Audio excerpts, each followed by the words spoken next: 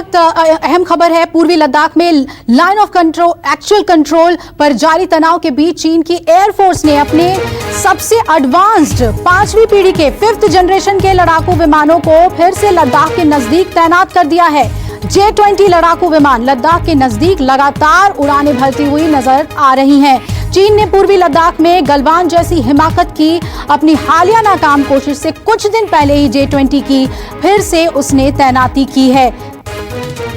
आसिफ हमारे साथ जुड़े हुए हैं। आसिफ, 5th जनरेशन के लड़ाकू विमान को तैनात किया है चीन ने, अपनी तरफ वो अपनी मिलिट्री एक्सरसाइजेस को बढ़ा रहा है। देखिए, वो चीन पहले से ही यहाँ पर अपनी तरफ से कोशिश कर रहा था कि वो न केवल अपनी मिलिट्री एक्सरसाइजेस को बढ़ाए बल्कि वो इस इलाके में डोमिनेंट रोल में रहे और उसका जो है अपर हैंड रहे। उनकी लगातार ये कोशिश है, लेकिन यहाँ हमें देखना होगा कि सेना भी यहाँ भारतीय सेना की तरफ से पूरी तैयारियां भी है और जिस प्रकार से राफेल भी अब पिक्चर में आ गया है, वो हालांकि यहाँ से अंबाला में स्टेशन है, लेकिन उसका जो ऑपरेशनल एरिया है वो मिनटों में यहाँ लेह तक पहुंच सकता है और उसके बाद यहाँ पर मिनटों में कार्रवाई भी अंजाम दे सकता है। यानी चीन की तरफ से उनके लड़ाकू विमान को लद्दाख में उस LAC के साथ में तैनात करना उतना ज्यादा भारतीय सेना की तरफ से खतरा नहीं देखा जा रहा है, क्योंकि हमारी कैपेबिलिटी है इस इलाके में के मिनटों के अंदर यहाँ राफेल विमान पहुंचे और वो चीनी वायुसेना का अगर किसी तरह की कोई हरकत होती है उसका मुंहतोड़ जवाब दे। और दूसरी बात, यहाँ पर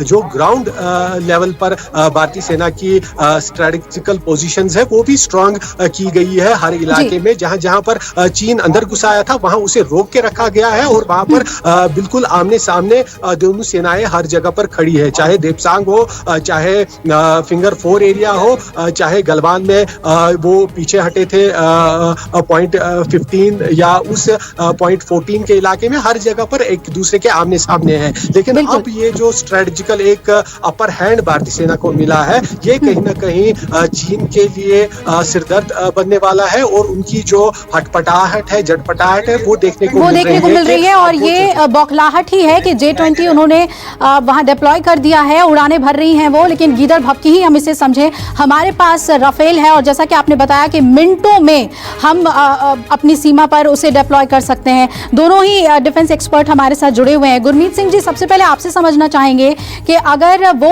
LAC पर, चीन की सेना LAC पर J-20 तैनात कर रही है, हम इसे किस तरह से लें और क्या हमें भी अपनी तरफ मिलिट्री एक्सरसाइजेस बढ़ाने की जरूरत है, स्पेशली अगर हम अपने लड़ाकू विमानों की बात करें? जी, आपने ठीक कहा है।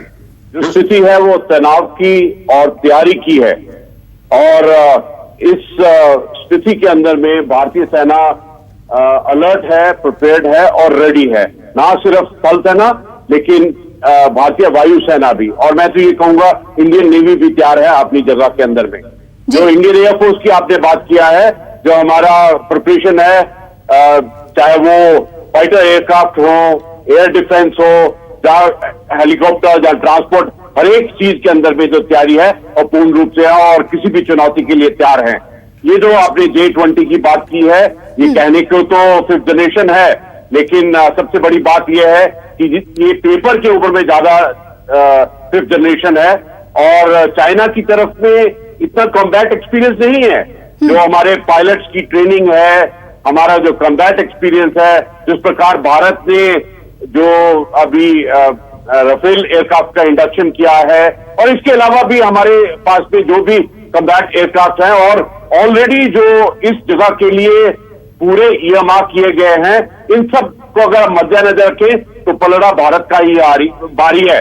और जी बिल्कुल, हम अपर हैंड में हैं और बिल्कुल आपके पास मैं वापस आ रही हूं। भारतीय सेना ने पेंगोंग झील के सदर्न बैंक इलाके में ऑपरेशन टिट फॉर टैट शुरू कर दिया है और भारतीय सेना ने पेंगोंग झील के दक्षिण तरफ फिंगर 8 इलाके की सभी रणनीतिक हिस्सों पर कब्जा कर लिया है। सूत्रों के मुताबिक ये सब भारत ने चीनी सेना को दबाने और बातचीत के लिए दबाव बनाने के मद्देनजर किया है। आसिफ सुहाग हमारे साथ बने हुए हैं। आसिफ, दबाव बनाने के लिए, चीन की हिमाकत को रोकने के लिए बेहद जरूरी था कि ब्लैक टॉप से उसे खदेड़ दिया जाए। फिर समझना चाहूंगी आपसे कि ब्लैक टॉप पर कब्जा भारत के लिए कितना महत्वपूर्ण और कितनी बड़ी हमारे लिए ये कामयाबी है?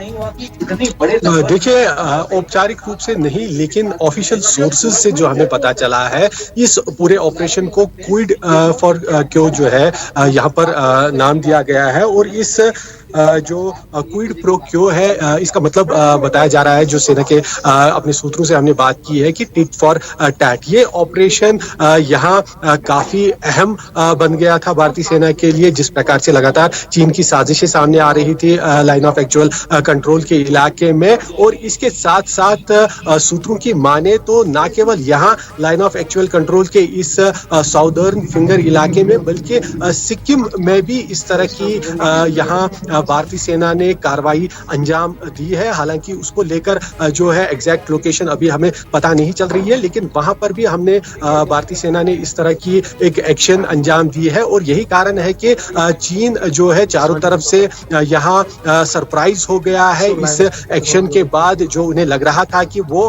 भारतीय सेना को सरप्राइज करेंगे, लेकिन उल्टा उनको सरप्राइज मिल गया। और ये जो इलाका है यहाँ पर, जहाँ इस समय अब फिंगर 8 के पास भारतीय सेना पहुंची हुई है, इस यहाँ पे जो ब्लैक टॉप के अलावा ये पूरा फिंगर वैली को चुशूल और मोल्डो और ये सब इलाके इसकी नजर में आते हैं। ये काफी स्ट्रेटेजिकली इंपॉर्टेंट भी है, और इससे अब दबाव काफी ज्यादा आ गया है चीनी सेना पे, क्योंकि उन्हें पता है कि वो इस इलाके में भारतीय सेना का मुकाबला नहीं कर सकते हैं उन हाइट्स पे, उन पोजीशंस पर जहां पर उन्होंने अपनी बेस अब बना ली है। अब इनके पास, चीनी सेना के पास यहाँ पर कोई भी विकल्प नहीं बढ़ता है कि वो इस इलाके में बातचीत का सहारा ले। हालांकि फिंगर 4 में वो थोड़ी सी स्ट्रांग पोजीशन में है, लेकिन वहां पर भी जो आसपास की पहाड़ियां हैं वहां पर भी भारतीय सेना बनी हुई है, और वहां जो चीन ने पोजीशन अपनी बना ली है वो उतनी ज्यादा उनको स्ट्रेटेजिकल इंपॉर्टेंस नहीं देता है, उनको उतना ज्यादा महत्व चीनी सेना को इस इलाके में नहीं मिलता है। ऐसे में बिल्कुल आसिफ, और जैसा कि आपने कहा कि अभी तक उन्हें बातचीत का विकल्प नहीं समझ में आ रहा था, लेकिन ब्लैक टॉप पर कब्जा के बाद अब बातचीत में जब वो बैठेंगे तो समझ में आएगा उन्हें कि स्ट्रैटेजिकली अब भारत अपर हैंड पर है।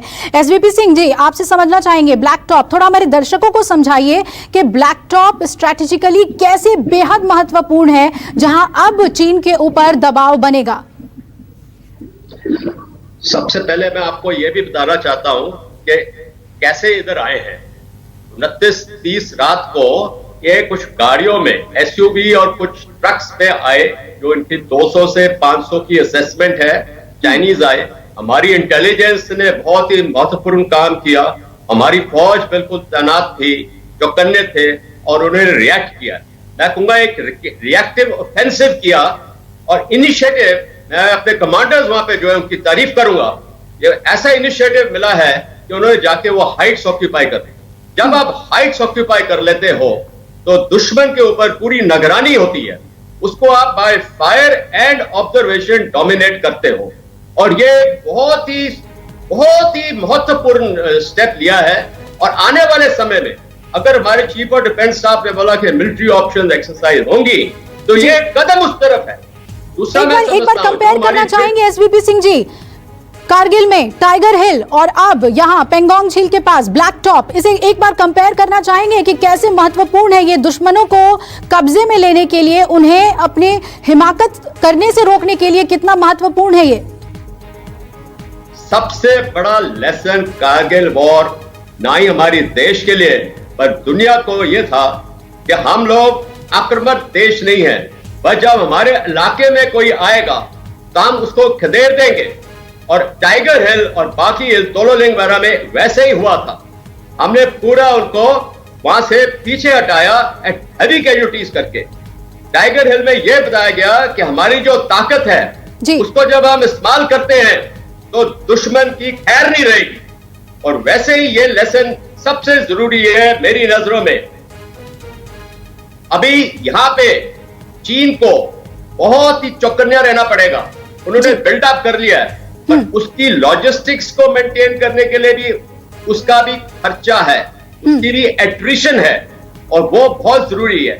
मैं समझता हूं कि चीन को इस समय बातचीत में संभल जाना चाहिए और ये पहचानना चाहिए कि हमारी फौज, बेशक वो थल सेना है, हवाई सेना है या नभ सेना है, ये हर तरीके से ना कि तैनात है पर एक्शन में है।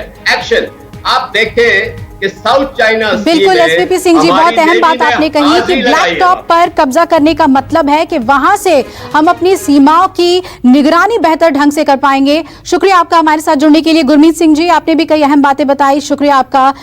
आसिफ और मनीष आप जुड़े रहिएगा हमारे साथ, लौटेंगे आपके पास हम अपडेट के लिए। और फिलहाल एक छोटे से ब्रेक के लिए हम यहाँ पर रुक रहे हैं। ब्रेक के बाद देखिए प्रणब दा को पीएम मोदी की श्रद्धांजलि।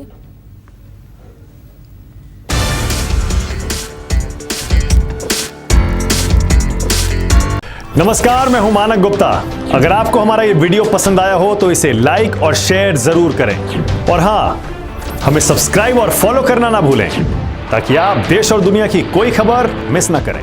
तो जुड़े रहिए हमारे साथ और देखते रहिए News 24।